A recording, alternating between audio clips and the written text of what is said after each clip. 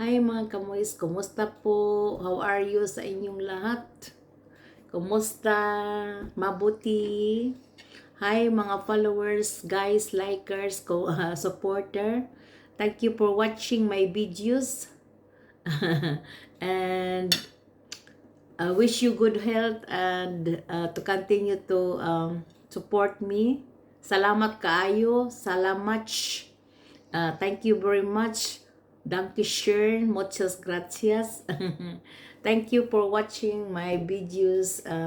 A simple videos only mga kamoys. I have no very luxury videos. Ano lang, yung ano lang sa araw-araw na pamumuhay namin at saka yung mga party, pag may mga magsimba ako sa Catholic. I have two churches, Catholic and evangelist, like evangelist mga kamoys, Christian church. Magpunta kami doon, mangain, so sa Christian church is divine worship, at saka may patlak din kami, at saka may mga games kung may kami ng evangelistic manayaw mga kamoys. Ito lang lingaw-lingaw namin sa evangelistic or sa Christian church. Sa Catholic na naman, mag-choir kami once in a month lang yung mga kamoys. Once in a month, kami, pundok-pundok or salo-salo after sa mass, at saka marami ding tao, at saka tunay na church yon. Allowed yung nag-organize namin sa taga Mönchengladbach, siya nag-organize, at allowed doon kami magmisa talaga. Ang pare galing Filipino priest mga kamoys, galing sa Bonn, siya ang head sa 15 ka communities sa NRV. NRV is North Rhine-Westphalen. We belong to the North Rhine-Westphalen. Okay mga kamoys, at saka doon makakilala ka. For example, magpunta ang mga bagong Pilipina, makapunta doon, makilala doon sa Christian church na naman. Maraming mga nurses nga nagpunta dito sa Germany, na-assign sila dito, or ipa-eskwela muna sila bago sila, para makaano sila ng German, how to talk with the old people. Kasi ang nagtrabaho sa karamihan, nagtrabaho sila dito sa Altenheim, is home of the old ages mga kamoys. Doon sila na-assign karamihan ang mga nurses dito. Mga ano pala tayo, mga a very good, yung with heart ang pag-ano natin sa yung mga nurses dito, kasi tayo very welcome tayo dito sa labas. Everywhere, anywhere yung mga kamoys, not only in Germany, marami yun sa Europe or in America, yung mga nurses na gi-hired from the Philippines. Yung mga nurses talagang marami dito sa place namin ba, yung church namin, na Christian church. Maraming mga bagong nurses nagpunta dito, at ang iba, yung may isa nag-offer lang siya, namang babysitting at saka mag-learn ng German. Eskwela siya na pagka-nurse mga kamoys. Even is ang asawa niya na doon sa Pilipinas. Maganda. Ginawa niya kasi may uncle siya dito. Doon siya pinatira. At doon din siya nabibisiter sa Lebenspartner daw kuno sa uncle niya.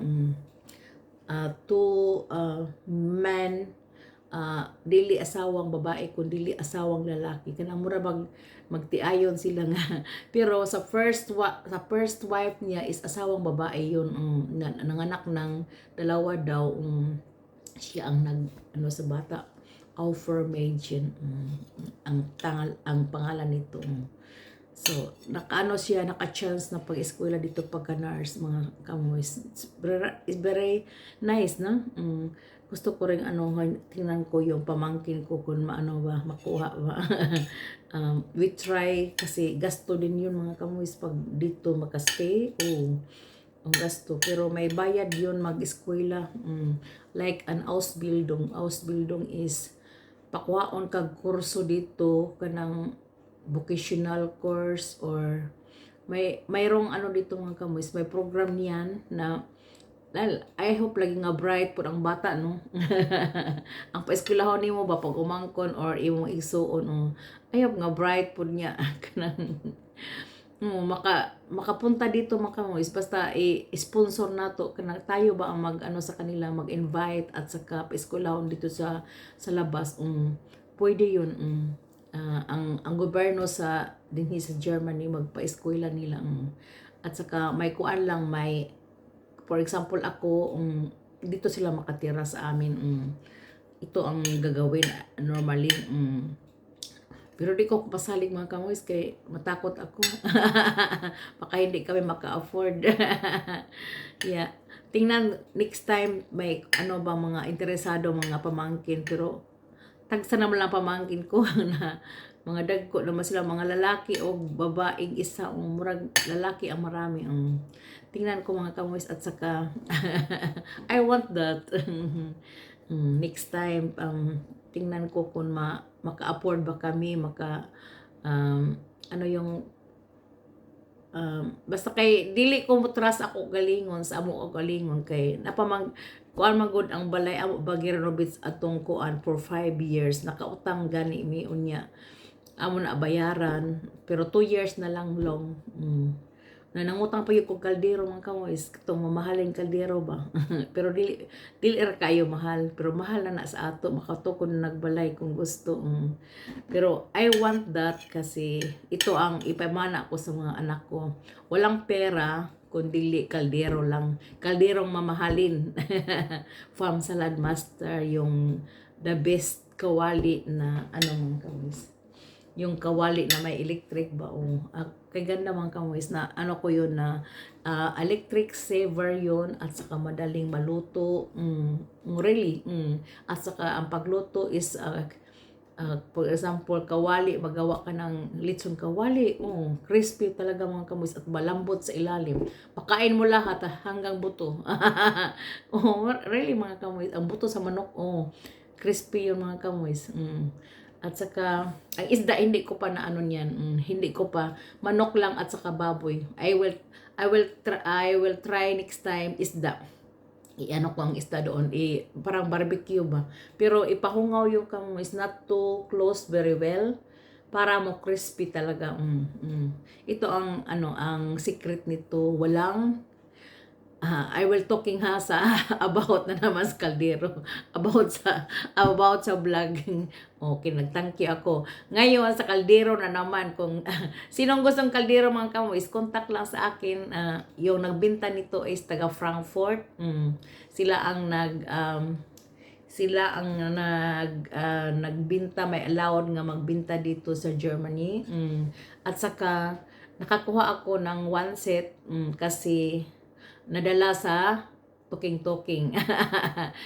kadamang nadala sa sales stock. Sige lang mga kamoys, kay nindot man pod at saka basta kay electricity saver kanang dali ra kaayo mubukal ba kun imo magluto og rice mga kamoys, nindot ang pagkaluto mga kamoys at saka dili maitom, bisag ako lang gihayaan how many kanang minutes. Hala kay dili siya maitom ang lubot. Dili. Grabe. Nandugay ba nako og kuan kay nag star maker ko ba. Hala. Na kuan siya mga kamoys. Wala siya na itom ang lubot sa rice o kanang kaldero. Kanang baga man guna siya mga kamoys. Kung once nga giuna nimo, for example nag-ano ako ng kawali, yung kawali ko sa labas o nag-barbecue ba. Hindi maitim mga kamoys. Kasi is very fake ang ano niya. Parang ano lang yung sa upper, pag grill. Pero sa ilalim, like that fake ang ang kawali. So like that. 1, 2, 3. The best kanang ang iyang gihimo kuno ana. Ang ako sa aeroplano mga kamoys, airplane kanang apart sa airplane kanang mga stainless ba mo kuno na gidok-dok himong kaldero. As I heard sa